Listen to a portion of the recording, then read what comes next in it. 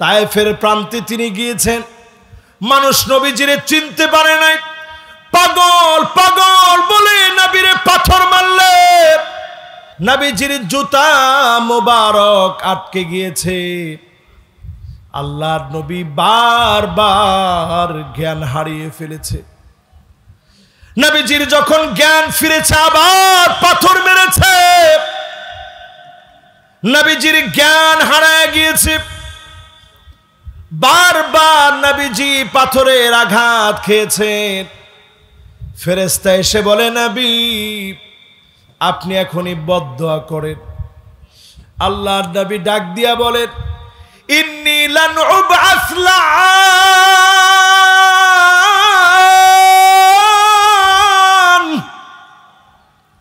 আমি নবী বদদুয়া করার জন্য আসি নাই, বদদুয়া দেওয়ার জন্য আসি নাই। আল্লাহর নবী বদদুয়া দেন নাই। ফলশ্রুতিতে বাংলাদেশ পর্যন্ত শুধু না, প্রান্তে প্রান্তে যিনি কালেমার দাওয়াত পৌঁছায় দিয়েছেন তিনি কি? নবীজি আমাদেরকে আদর করে বলছেন, লাওয়াদিতু আন্না কদ রাইনা ইখওয়ানানা, আমার মনটা বড় চায় এক নজর যদি আমার ভাইগুলাকে দেখতে পেতাম। সাহাবায়ে কেরাম বড় আফসোস করে বলে, ও নবী আলাসনা ইখওয়ানুক, আমরা কি আপনার ভাই না? যেই সাহাবীরা নবীর জন্য জীবন দিতে পারে, যেই সাহাবীরা নবীর জন্য হিজরত করতে পারে, যেই সাহাবীরা ঘর ছাড়তে পারে, বাড়ি ছাড়তে পারে, সব ছাড়তে পারে, সেই সাহাবীরা ডাক দিয়ে বলে, নবী আমরা কি আপনার ভাই না? আল্লাহর নবী বলেন, না তোমরা আমার ভাই নও, বাল আনতুম আসহাবী, তোমরা তো আমার সাহাবী। আমার ভাই হবে তারা, ইয়াতুনা মিন বাদি, যারা আসবে অনেক পরে, মান আমানা বি ওয়া লাম ইয়ারানি, না দেখে যারা ঈমান আনবে তারা হবে আমি নবীর ভাই, তারা হবে আমার ভাই। বলেন তো নবীজি ভাই বলে আদর করে ডাকছেন কাদেরকে? সবাই দিলের ভিতরে একটু হাত দিয়া বলেন, কাদেরকে? আল্লাহর নবী জীবনে দেখে নাই, না দেখে ভাই বলে ডাকলেন। নবীকে চিনার জন্যই মাহফিলে বসছি। আমার নেতা তোমার নেতা বললে আমরা বলি বিশ্ব নবী মুস্তাফা। এই স্লোগান যারা আমরা দিই, আল্লাহর নবীর আদর্শের জন্য যদি সৈনিক হতে পারেন, নবীর উম্মত বানায়া যিনি মাফ করে দিবেন তিনি কি? আল্লাহর হাবিব নিজে চোখের পানিগুলা মুছে দিতেন, নিজে আগে সালাম দিতেন, স্ত্রীদের কষ্টগুলা নিজে ভাগাভাগি করে নিতেন। তেমন কোনো খাবার নবীজি খাওয়াতে পারেন নাই, কিন্তু সুখ দিতে আল্লাহর হাবিব কম দেন নাই। আম্মা জানদেরকে নবীজি ভালোবাসা দিয়ে আপন করে নিলেন, নিজে আগে সালাম দিলেন। আল্লাহর নবী হওয়ার পরেও তিনি নিজে ঘরটা ঝাড়ু দিয়ে দিতেন, তরকারিগুলা মাঝে মাঝে কেটে দিতেন, পাশে দাঁড়ায় সময় দিতেন। অসুস্থ হয়ে গেলে চোখের পানিগুলা আদর করে নবীজি মুছে দিতেন। সূরা ইখলাস, সূরা ফালাক, সূরা নাস পড়ে ফু দিয়ে দিতেন। নবীজি পাশে বসে সান্ত্বনা দিতেন। স্ত্রীদেরকে ছোট ছোট নাম ধরে আদর করে করে ডাকতেন। আমরাও যদি ঘরে ঘরে দাওয়াত দেই, এই জমিনের দিন যিনি কায়েম করে দিবেন তিনি কে? আজকে থেকে নিজের ঘরটাকেও ঠিক করার সিদ্ধান্ত নেন। অনেকে বাইরে বাইরে অনেক দাওয়াতি কাজ করেন, নিজের ঘরের ভিতরে দাওয়াতি কাজ নাই। আমাদের ঘরের ভিতরে অনেকের ইসলামের চর্চা নেই। কু আনফুসাকুম ওয়া আহলিকুম নারা, আগে আপনি আপনার নিজের ঘরে বাঁচান। এটা শেষ জমানা, আপনারে বুঝতে হবে। শেষ জামানায় মা বোনদের রুচি এমন হয়ে গেছে, এক নাম্বার রুচির নাম আন্না। সব টাকা আমার লাগবে, আমার খাওয়া লাগবে। মাকে, বোনকে, ভাইকে, বাপকে 1 টাকা দেওয়া যাবে না, এমন বলনেওয়ালা স্ত্রী এখন আমাদের ঘরে ঘরে আছে না নাই? এদিকের লোকদের আছে, এদিকের লোকদের নাই। সব আমারে দাও, তোমার মা বাপ ভাই বোন এদেরকে 1 টাকা দিতে পারবা না, এমন মহিলা এখন আছে না নাই? এরপরে দেখবেন মান্না আনা, খোটা দিবে কথায় কথায়। আমি দেখে আপনার ভাত খাইয়ে গেলাম, না হলে খাই অন্য কেউ খাইতো না। এরকম মহিলা এখন আছে না নাই? প্রতিদিন কয়বার? হুজুর ভাত তো খাই 3 বার, কিন্তু ওই কথা যে কবার খাতে হয়, কবার যে খাওয়া লাগে হুজুর এটা বলতে পারবো না, হুজুর গুনে রাখি নাই তো। এরপরে দেখবেন হান্না আনা, আপনি বলছেন যে অনেক ক্লান্ত লাগতেছে, 1 গ্লাস পানি দেও দিনে। আরে বাপরে বাপ, আমি আপনার দাসীবান্দি হয়েছি তো পানি দিব? আপনার পানি আপনি নিয়ে খান। এরকম হয় কি হয় না? এরপরে দেখবেন কান্না আনা, এটা কিরকম? আপনার ছায়াই দেখতে পারে না, যেখানে আপনার দেখছি একটু আপনি বসছেন ঢেলান দিয়ে, কয় উঠেন উঠেন এটা পরিষ্কার করুন। আপনাকে ঠিক আছে তাহলে খাটে গিয়ে বসি, গিয়ে একটু খাটে বসছেন, একটু পরে এসে না ওই যে বিছনার চাদরটা চেঞ্জ করতে হবে, ময়লা হয়ে গেছে। তা আপনি চিন্তা করছেন এসে থাক, বাইরে চলে যায়, সেটাই ভালো। এরপরে দেখবেন হাদ্দাকা, এমন সব মহিলা আসবে স্বামীর কোনো কিছু তার পছন্দ হয় না, কিছু একটা কিনে আনলেন, এটা কি আনলেন, কোনো কালার হলো, এই কালার তো মরে যাবে। এরকম মহিলা এখন আছে না? এরপরে দেখবেন একজনে কইছে ঘরে ঘরে, বিপজ্জনক তো। এরপরে দেখবেন সাদ্দাকা, এটা কেমন? কথায় কথায় তর্ক করে, আছে এরকম? এরপরেরটা মনে হয় আপনারা আছে বলে লজ্জিত হবেন না। এরপরেরটা হচ্ছে বার্রাকা, শুধু তর্কই করে না, স্বামীকে লাঠি নিয়ে পিটাইতেও দেরি করে না, এমন মহিলা এখন আছে না? আমার তো মনে হয় আগের সবগুলা থেকে এইটার ওজনটা একটু বেশি হয়েছে। তাহলে ঘর কি আর এখন ঘর আছে? এই জন্য ঘরে ঘরে দাওয়াত, ঘরে ঘরে তালিম, ঘরে ঘরে জিক্র, ঘরে ঘরে নিজের স্ত্রীকে সময় দেন। শুধু খালি রিপোর্ট ফর্মে পারিবারিক সময় দানের ভিতরে লেখছেন 1 বার 2 বার 3 বার 4 বার, এটাকে শুধু ফর্মালিটি বানাই না। ফর্মালিটি না বানায় বরং একবার যে বসছেন, আপনি বলেন আমার কি কি দোষ তোমার চোখে ধরা পড়ছে একটু বল। আল্লাহর নবী নিজে স্ত্রীদেরকে নিয়ে বসতেন, এটা কি সাধারণ বিষয়? কত নাম্বার শেষ? বাকি আছে কয়টা? কয়টা বাকি? আর 6টা। এবার 5 নাম্বারটা শোনেন।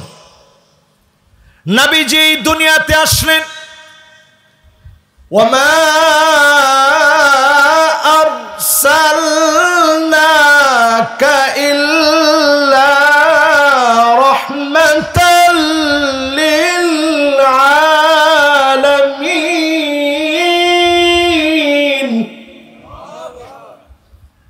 এই পৃথিবীতে নবীজি আসলেন রহমত হিসেবে, তিনি এই পৃথিবীর ভিতরে আল্লাহ পাক নবীজিরে পাঠালেন। নবীর মনে এমন দয়া ছিল, একটা উটের চোখে নবীজি পানি দেখলেন। উটের চোখের পানি দেখে নবীজির মায়া লেগে গেছে। নবীজি ডাক দিয়ে বলেন, এই উটের দায়িত্বে কে আছো? একজন সাহাবী হাত তুলছে, নবী এই উটের দায়িত্বে আমি আছি। নবীজি বললেন, আফালা তাত্তাকিল্লাহ ফি হাযিহিল বাহিমা আল্লাতী মাল্লাকাকাল্লাহু ইয়্যাহ। এই উটের চোখের পানি দেখা মাত্র আমি নবী বুঝলাম, উটরে তুমি কষ্ট দাও, খাবার দাও না, রহমাতুল লিল আলামিন নবীর সামনে এসে উট চোখের পানি ছেড়ে দিল। নবীজি সঙ্গে সঙ্গে বললেন, এই উটটারে যে খাবার দাও না, এটার জবাব আল্লাহর আদালতে তোমারে দেওয়া লাগবে। একটা উটকে যদি আপনি খাবার না দেন, যদি জবাব দেওয়া লাগে, যেই সমস্ত আলেমদেরকে নির্দোষ হওয়ার পরে জেলখানায় রেখেছেন, দুনিয়ার আদালতে আপনি পার পেয়ে গেলেও আল্লাহর আদালতে কোনো মাফ নাই। ঠিক কিনা বলেন? এখনো দেখবেন তাদের কথা একটাই, আমরা কি দোষ করছিলাম, কি অপরাধ আমাদের। অন্য কোন অপরাধের কথা আজকে আমি বাদ দিলাম, শুধুমাত্র এই বাংলাদেশের একজন মুফাসসিরে কোরআন শহীদ আল্লামা দেলোয়ার হোসেন সাইদি রহমতুল্লাহ আলাইহি, ওনার সঙ্গে ইতিহাসের যে নিকৃষ্ট দুরাচার করা হয়েছে, বয়োবৃদ্ধ একজন মুফাসসিরে কোরআন, এই অঙ্গনের যিনি রূপকার, যিনি রাহবার, উনাকে 13টা বছর জেলে রেখে যে জুলম আর নির্যাতন করা হয়েছে, আল্লাহর আদালতে দুনিয়ার বিচারে এদের কোনো মাফ হবে না, হবে না, হবে না।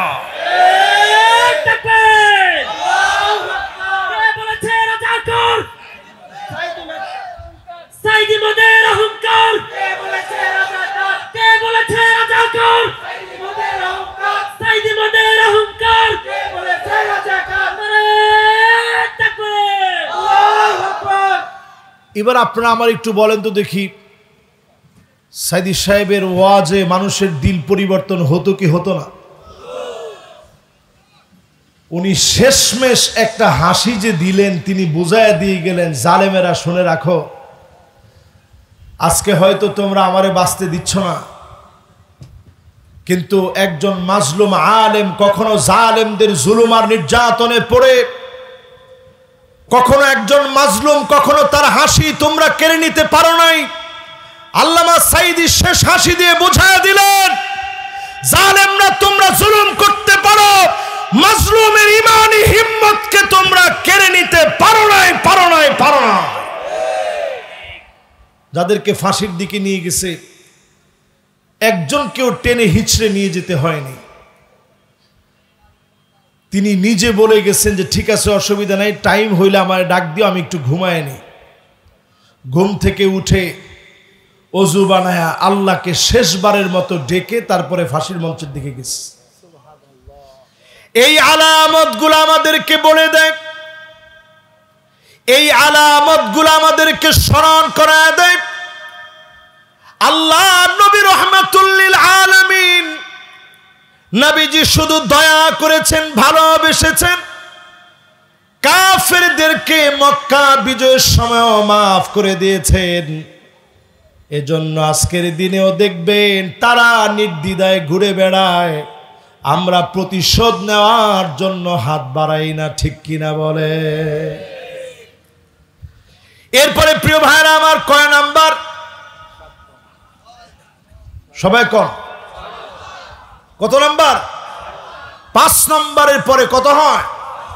এবার 6 নাম্বারটা মনোযোগ দিয়ে শুনেন। আপনাদের মনোযোগ আছে তো ইনশাল্লাহ? আমার আগামী দিন 19 ঘন্টার ফ্লাইটে যেতে হবে মরক্কো, কিন্তু আজকের ওয়াজটার ভিতরে আমার একটু মনে চাচ্ছে দিলটা ভরে একটু ওয়াজটা করি। কেন জানেন?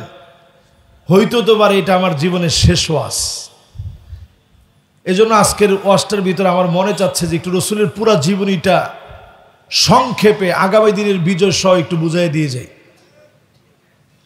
তাহলে বাকি আছে কয়টা? এই 4টা একটু মনোযোগ নিয়ে শুনেন। এরপরে আমার ভাইয়েরা, নবীজি সাল্লাল্লাহু আলাইহি সাল্লাম এই পৃথিবীতে আসলেন উম্মতদের জন্য। নবীজি এমন কান্ডারি হলেন, আল্লাহর নবী জীবনে কোনোদিন আমাদেরকে দেখে নাই, কিন্তু আল্লাহর নবী ঠিকই আমাদেরকে সেদিন চিনে নিবেন। আল্লাহর নবী ঠিকই আমাদেরকে খুঁজে খুঁজে বের করবেন। চিনবেন কেমনে? গুররান মুহাজ্জালিন মিনাল ওযু, ওজুর পানিগুলা জগজগ করে উঠবে, চকচক করে উঠবে। নবী আল্লাহকে ডেকে ডেকে বলবে, আল্লাহ এটাই আমার সে উম্মত। তার মানে যে উম্মতের নামাজ নাই ওই উম্মত নবীর উম্মত হতে পারে না। তাহলে কয়জন নবীর উম্মত হয়েছেন একটু হিসাব মিলা। আমাদের বিজয় আসে না কেন? কারণ আমরা নামাজি হতেই পারিনি। আল্লাহর হাবিব বলেন, এই জমিনের ভিতরে কিয়ামত ততক্ষণ হবে না হাত্তা তুত্তাখাযাল মাসাজিদু তুরুকা, যতদিন না মসজিদ থাকবে, মানুষ নামাজ পড়বে, এই জমিনে কিয়ামত হবে না। তখন কিয়ামত হয়ে যাবে, মসজিদের সামনে দিয়ে হেঁটে হেঁটে চলে যাবে, মাগার নামাজি মুসলমান খুঁজে পাওয়া যাবে না। ঠিক বলছে একজনে, বাকিরা কি বলেন? আজকের ফজরের উদাহরণ দিয়ে এশা পর্যন্ত টান দিয়ে নিয়ে আসি। ফজরের নামাজের সময় মসজিদে মুসল্লি কয়জন? আরো জোরে। মাশাআল্লাহ, একজন কইছে হুজুর 10 জন। আলহামদুলিল্লাহ, 10 জন মুসল্লিও যদি হইতো তাও তো মনটারে বুঝাইতাম। এই এলাকায় আবার 10 জন হবে। এটা একটা শহর কেন্দ্রিক গড়ে ওঠা এলাকা, এখানে 10 জন হবে। গ্রাম অঞ্চলে গিয়ে দেখেন লোকজনের, বসবাসের লোকের অভাব নাই, কিন্তু নামাজ পড়ার মতো মুসল্লির এত অভাব। সংখ্যা ঠিকই ওই যে 10 জন কইছে, এটার খুঁজে পাওয়া যায় না। এটা আসতে 3 জন 60 জন। আবার কখনো কখনো এমন ইমাম আর মুয়াজ্জিন 2 জন। এই যদি হয় আমার বাংলাদেশের অবস্থা, এই জমিনে দিন কায়েম হবে কেমনে? এই জন্যই তো তারা সাহস করে মৌলবাদ বলতে পারে। যারা মৌলবাদ বলে গালি দিতে পারে, আজকে থেকে শুধরে যান। মৌলবাদ বলে গালি দেওয়া জায়েজ নাই, ঠিক কিনা বলেন? এটা নতুন একটা টার্মোলজি। আমরা যখন ছোট ছিলাম তখন আলেমদেরকে কিছু বলতে পারতো না, বলতো ওই মুন্সি। মুন্সি এটা আল্লাহর নাম। আম নাহনুল মুনশিউন, আল্লাহ বলে তোরা বানাইছস না, আমি আল্লাহ বানাইছি। এরপরে শুরু হয়েছে কাঠমোল্লা,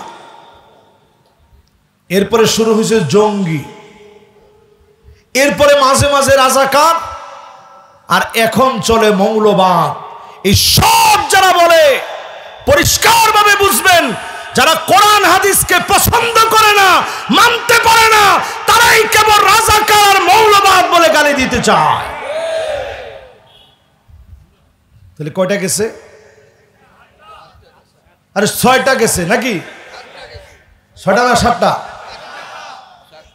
7টা হয়েছে।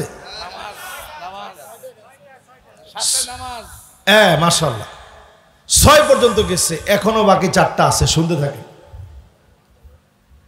7 নম্বরে প্রিয় ভাইরা আমার,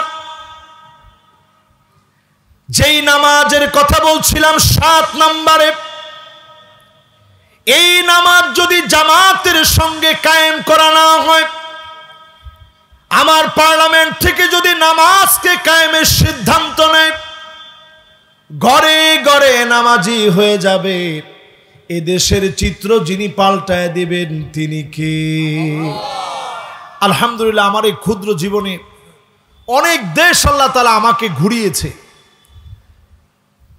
এই দেশগুলো ঘুরতে গিয়ে আমার কাছে যেটা মনে হয়েছে, এট এ টাইমে কোনো দেশে আল্লাহ তাআলা এমন বানায় নাই যে দেশের ভিতরে নদী, সমুদ্র, আবার সেই দেশের ভিতরেই পাহাড়, পর্বত, গাছপালা, লতাপাতা, এইরকম সবুজ শ্যামল, সবটা এক দেশের ভিতরে নেই। আপনি দুবাই যান, এটা একটা দ্বীপ কেন্দ্রিক দেশ, সমুদ্রের মাঝখানে ঘুরে ওঠা একটা দেশ।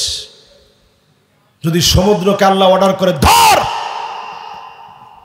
ইন্নাল মাউজা জাইশুম মিন জুয়ুশিল্লাহ, এই ঢেউগুলো আল্লাহ সেনাবাহিনী। আল্লাহ যদি বলে ধর, মুহূর্তের ভিতরে শেষ হয়ে যাবে। বাংলাদেশের জন্য সতর্ক সংকেত, অনেক দিন ধরে ভূতত্ত্ববিদেরা বলতেছে একটা ভূমিকম্প বাংলাদেশের দিকে আসতেছে, যেই ভূমিকম্পের মাত্রা হবে 8.9 মাত্রার ভূমিকম্প। নাউজুবিল্লাহ বলেন। আপনার চুপচাপ বসে বসে ওয়াজটা শুনতেছেন, ভাল লাগতেছে। 8.9 মাত্রার একটা ভূমিকম্প যদি বাংলাদেশে হয়ে যায়, 100 বছরের জন্য দেশটা অন্ধকার হয়ে যাবে। এই ভূমিকম্প ছোট ছোট ভূমিকম্প অনেকবারই হয়েছে ফজরের নামাজের সময়, দেখছেন আপনারা? রাত্রে ঘুমায় আছেন, তখন 3টা-4টার দিকে ভূমিকম্প বাড়িয়ে দিছে, আল্লাহ বুঝাই দিছে, গোলাম ওঠ, নামাজের জন্য দাঁড়ায় যা। যেই সময় হাফেজে কোরআনরা পড়া শোনানোর জন্য, মুখস্থ করার জন্য হাফেজে কোরআনরা উঠে পড়া শুরু করে দেয়, সব বেদারিতে, সব গুজারিতে আল্লাহর অসংখ্য গোলামেরা তাহাজ্জুদের সময় দাঁড়ায় থাকে, আল্লাহর কাছে ফুপা ফুপা কাঁদতে থাকে। তাদের কারণে এখনো পর্যন্ত যিনি ভালো রেখেছেন তিনি কে? 7 নম্বরের পরে এবার বাকি 3টা। আপনাদের সময় সুযোগ আছে? কার কার সময় নেই টান টান করে হাতটা উঠান। একজনের সময় নেই, যান ভাইয়ের ছুটি। আর সময় থাকলে আপনি বসেন। আছেন তো আপনারা ইনশাআল্লাহ? বাকি 3টা এবার একটু দিল দিয়ে শোনেন। 8 নম্বরে প্রিয় ভাইরা আমার, আগামী দিনের বিজয়ের জন্য যেই কার্যক্রম নিয়ে আল্লাহর নবী এসে শিখায় দিয়ে গেলেন, যে কার্যক্রম আমাদের সবার থাকা লাগবে, সেই কার্যক্রমগুলো হলো জীবন দিব, লড়াই করব, শহীদ হয়ে যাব, আল্লাহর জমিনে দিন কায়েমের পথ থেকে এক চুল পিছপা হওয়া যাবে না। আমার সাথে কি আপনারা একমত? এবার আপনাদেরকে একটু উদাহরণ দিয়ে বুঝায় সহজ হবে।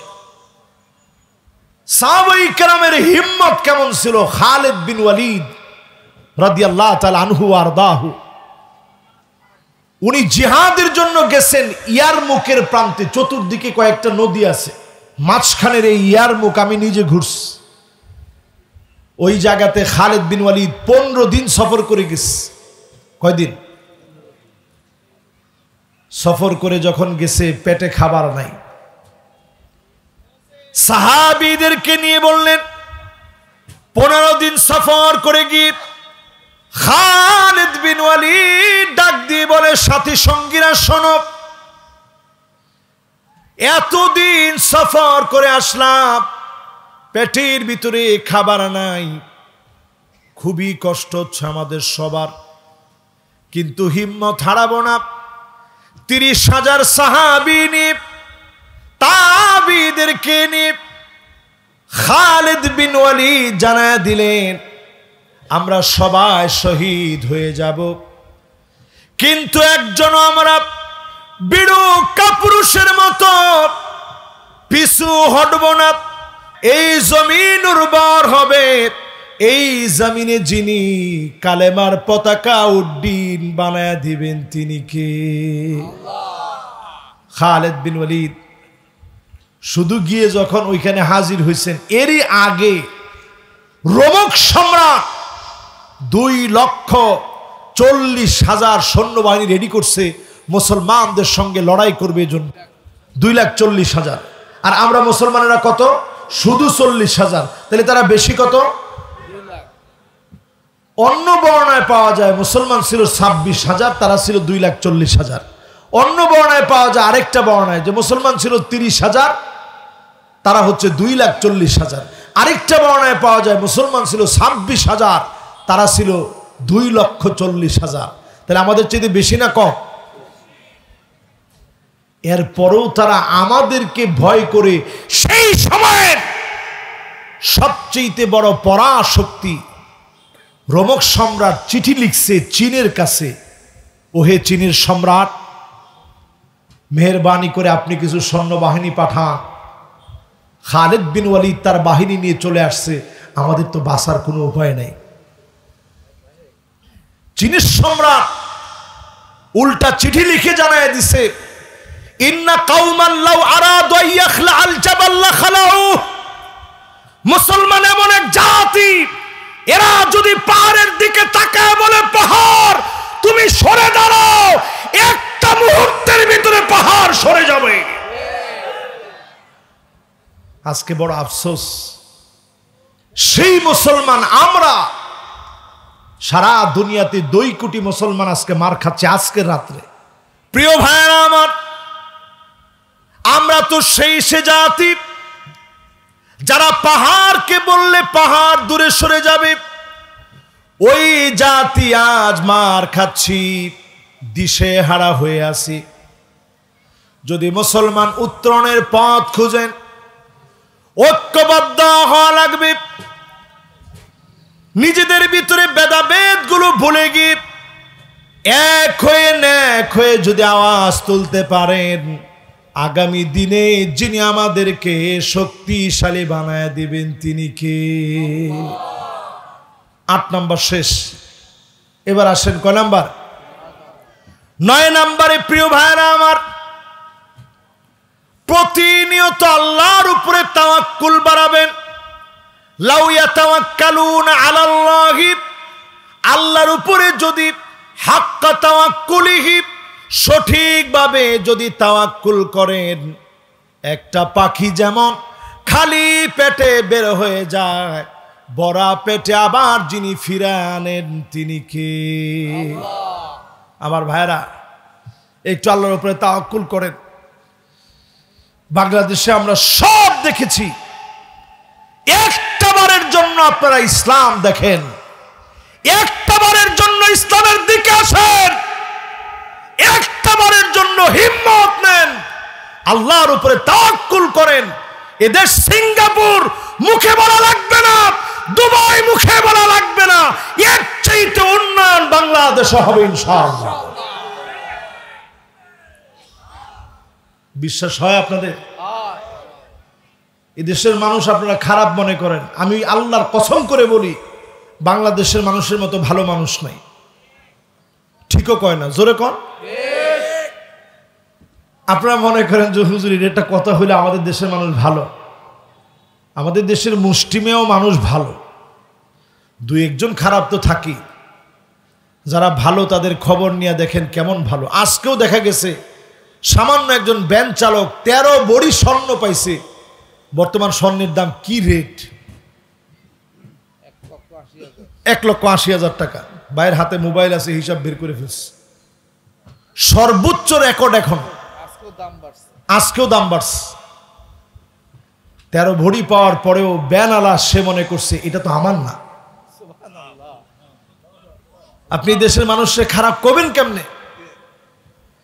আমাদের দেশের মানুষ ওয়াজ শুনে বসে বসে কান্দে, নিজের পকেটের টাকা দিয়ে এরকম মাহফিলের আয়োজন করে। আপনি দুনিয়া ঘুরে দেখেন, আধুনিকতা থাকতে পারে, কনসার্ট হতে পারে, উলঙ্গ নাচ হতে পারে, ড্যান্স হতে পারে, আল্লাহর কোরআনের এমন উন্মুক্ত তাফসীর পৃথিবীর ময়দানে আর নয়। আপনি দেশটাকে খারাপ বলবেন কেমনে? এদেশের মানুষ শহীদ আল্লামা দেলোয়ার হোসেন সাইদি রহমতুল্লাহ আলাইহির মতো একজন আলেম এদেশের মানুষ পেয়েছে। এদেশের মানুষ তাকে ভালোবাসা দিয়েছে। এদেশের মানুষের মুখে মুখে দাড়ি, মানুষের অন্তরে অন্তরে লালিত ঈমান, মানুষের জবানে জবানে কালেমার কথা, মানুষের ভিতরে ভালোবাসার প্রেমাস্পন বন্ধন, নবীজির প্রতি এমন ভালোবাসা, নবীর নাম বললে সাল্লাল্লাহু আলাইহি ওয়াসাল্লাম বলতে এই জাতি দ্বিধাবোধ করে না, ঠিক কিনা বলেন? সুতরাং প্রিয় ভাইরা আমার, এদেশের মানুষকে খারাপ বলার কোনো সুযোগ নেই। এদেশের মানুষ নিশ্চয়ই আখিরি জামানায় অনেক বড় নেতৃত্ব দিবে বাংলাদেশ। ইনশাআল্লাহর আওয়াজটা একটু আস্তে হইছে, জোরে কম। যে বাহিনী ইমাম মাহদী আলাইহিস সালাতু ওয়াস সালামের শক্তিশালী বাহিনী হবে, ওই বাহিনী তো একদিনে হবে না। আপনি কি মনে করছেন ইউসলিহুল্লাহু লাহু লাইলাতান ওয়াহিদা, এক রাত্রির ভিতরে গোটা দুনিয়ার ভিতরে একটা আল্লাহ তাআলা পরিবর্তন দিয়ে দিবে। এটা সংঘবদ্ধ একটা গোষ্ঠীর মধ্য দিয়ে আল্লাহ তাআলা দান করবেন। ওই সংঘবদ্ধ গোষ্ঠী বাংলাদেশের অলিতে গলিতে সব জায়গায় তৈরি হচ্ছে। আজ সবার একটাই কথা, সব ভুলে সব শেষে আমরা সব দেখা শেষ, সামনে হবে আল কোরআনের বাংলাদেশ। এটা যদি আমরা একটু বুঝে নিতে পারি, সব ইসলামী দলগুলা যদি সমমনা হতে পারি, সবাই যদি আমরা এক পথে হাঁটতে পারি, তবেই আগামী দিনের বিজয় মুসলমানদের বিজয় হবে। ঠিক কিনা বলেন? কয় নাম্বার ভাই? কয় নাম্বার? বাকি আছে আর কয়টা? মাশাআল্লাহ, শেষ। এখন কে উঠে দেখি? মাশাআল্লাহ, সবাই মনোযোগ নিয়ে শুনতেছেন আপনারা। বাকি শেষ। 10 নাম্বারটা আপনাদেরকে একটু মহাব্বত দিয়ে বুঝাই। 10 নম্বরে নবীজি সাল্লাল্লাহু আলাইহি সাল্লামের উম্মত যারা এখানে বসছেন, যদি আগামী দিনে আপনারা সিদ্ধান্ত নিতে ভুল করেন, 6টা শাস্তি আসতেছে বাংলাদেশ। ঠিক কইছে একজনে? সবাই কোন? 1 নাম্বার শাস্তি আল্লাহর নবী জানায় গেলেন, 1 নম্বরে যেটা হবে, ইমারাতুস সুফাহা, নির্বোধরা ক্ষমতার মসনদে বসবে, নির্বোধরা ক্ষমতা চালাবে। আগে যেমন আপনারা দিনের কথা বলে মাজলুম হয়েছেন, সামনের দিনেও মাজলুম হওয়া লাগবে। ঠিক কিনা বলে? এটা 1 নম্বর শাস্তি। 2 নম্বর শাস্তি কি? 2 নম্বর শাস্তি নবীজি বলে গেছেন 1500 বছর আগে, কাসরাতুস শার, নতুন নতুন শর্ত আসবে। এটা বললে মৌলবাদী, ওটা বললে রাজাকার, ওটা বললে জঙ্গি, এরকম নানান নতুন নতুন শর্ত চলে আসবে। ঠিক কিনা বলে? মিলতেছে? 3 নম্বরে নবীজি বলছেন বিয়াউল হক, টাকার বিনিময়ে আইন আদালত বিক্রি হবে। জায়গায় জায়গায় টাকার কারণে আইন আদালত বিক্রি হয়ে যাবে। 1500 বছর আগে নবীজি বলে গেছেন। 4 নম্বরে নবীজি বলেছেন ইস্তিগফাফাম বিদ্দাম, চারদিকে জেনোসাইড হবে, ঘরে ঘরে রক্তক্ষয়ী যুদ্ধ লেগে যাবে, যেটাকে আমরা বলি আমাদের ভাষায়, এটাকে কি বলে? গৃহযুদ্ধ। মাশাআল্লাহ, কে বলছে সর্বপ্রথম? মাশাআল্লাহ, এই শব্দটা আমি খুঁজতেছিলাম। এটাকে বলে গৃহযুদ্ধ, গড়ে গড়ে যুদ্ধ, জেনোসাইড লেগে যাবে, চতুর্দিকে রক্তপাত হবে। আল্লাহর হস্তে এই দৃশ্যটা বাংলাদেশ যেন না দেখে, এজন্য বলবো সব ভুলে যান, সবাই এক হয়ে যান। যদি এখনো না হন, শকুনের দৃষ্টি আমাদের দিকে আজও পড়ে আছে। আপনি এটা মনে করেন না তারা আমাদেরকে ছেড়ে দিবে। বাংলাদেশের মানচিত্রের দিকে তাকায় দেখেন, যারা আমার মানচিত্রকে গিলে খেয়েছে, ওরা আমার শান্তি কোনোদিন দেখতে পায় না, আমার শান্তি তাদের সহ্য হয় না, তারা কোনোদিন আমাদের বন্ধু হতে পারে না। এজন্য পরিষ্কারভাবে সজাগ হন। 5 নম্বরে নবীজি বলেন আযাব এমন আসবে, কাতিয়াতুর রহিম, আত্মীয়তার সম্পর্ক ছিন্ন হয়ে যাবে। ভাই ভাইরে চিনবে না, আপনজন বলে বুঝবে না, রাজনীতির কাছে অন্ধ হয়ে যাবে। আজকে তাকালে তা মনে হয় রাজনীতির কাছে এত অন্ধ হয়ে গেছি, পাথর দিয়ে মানুষকে পিটা পিটা মারলেও মানবতা আছে বলে আমাদের কাছে মনে হয় না। পিটা পিটা মারলো, সারা দুনিয়া মনে করে মানবতা লঙ্ঘিত হয়েছে, কিন্তু আমাদের দিল কাঁপে না। সামান্য টাকার জন্যে এই যে গতকালকেও একজন আলেমে দ্বীনকে ভোলায় শহীদ করা হয়েছে। আপনি দেখেন কতগুলো আঘাত তার বুকে করা হয়েছে, কতগুলো আঘাত তার পেটের মধ্যে করা হয়েছে।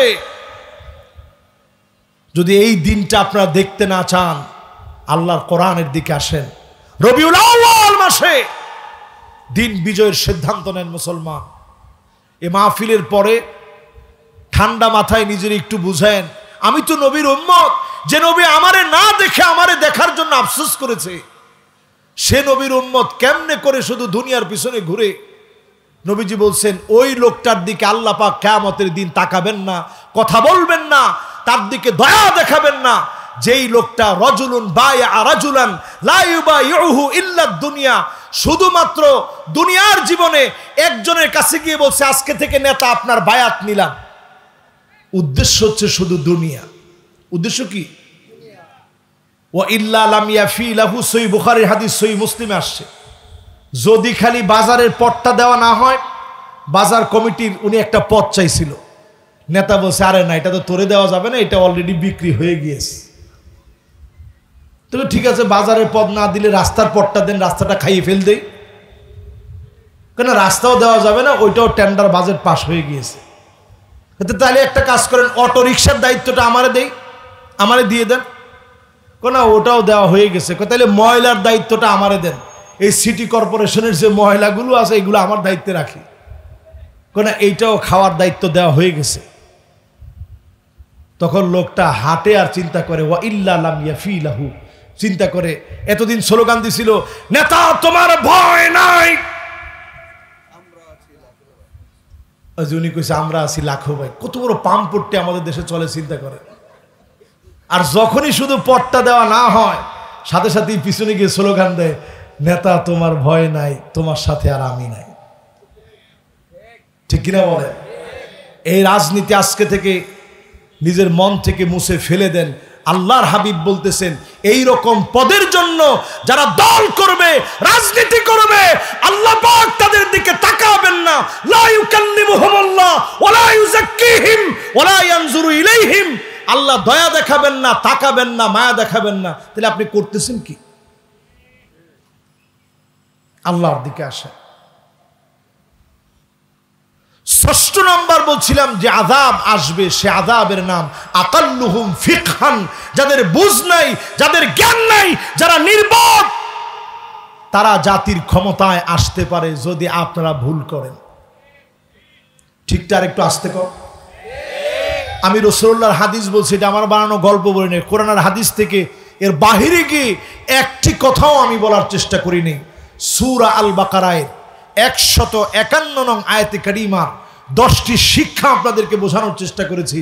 নবী এই পৃথিবীতে যে মিশন নিয়ে আসলেন, সে মিশন হচ্ছে লা ইলাহা ইল্লাল্লাহ মুহাম্মাদুর রাসূলুল্লাহ সাল্লাল্লাহু আলাইহি সাল্লাম, সিদকান মিন কলবিকুম আও নাফসিকুম, মন থেকে যদি আমরা পড়তে পারি, অবশ্যই যিনি আমাদেরকে কবুল করে নেবেন তিনি কে? একটু তাকায় দেখেন, এখনো তাদের গুন্ডামি শেষ হয় নাই। কখনো রিক্সাওয়ালার শুরুতে, কখনো ব্যানওয়ালার শুরুতে, কখনো আনসার বাহিনীর সেজে, যেইভাবেই তারা আবার ধোঁকা দেওয়ার জন্য আসক মুসলমান, ঐক্যবদ্ধ হাতে যদি আপনারা প্রতিবাদ করতে না পারেন, দিন আসবে এমন মাথা থাকবে না, টুপি পরা নিয়ে বিতর্ক করার মতো সময় থাকবে না। এই জন্য এখন পাঁচকলি না কেমন টুপি এগুলা নিয়ে বিতর্ক করেন না, এই সব বাদ দিয়ে হিকমত সহকারে দাওয়াত দেন।